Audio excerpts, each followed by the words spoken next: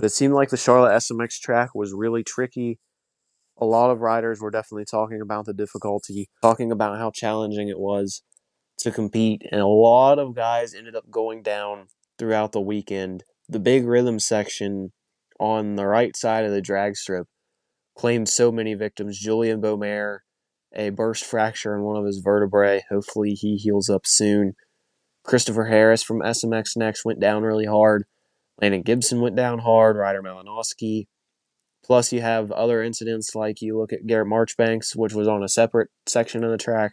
But it seems like the track was claiming a lot of victims on Saturday, and especially that big rhythm lane for those SMX Next guys. I mean, they're still learning the sport.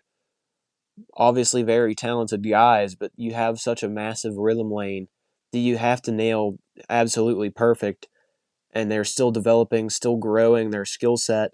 Yeah, I mean the track was by far, from what I've heard from riders and stuff like that, and even watching it, was probably the sketchiest track I've ever seen.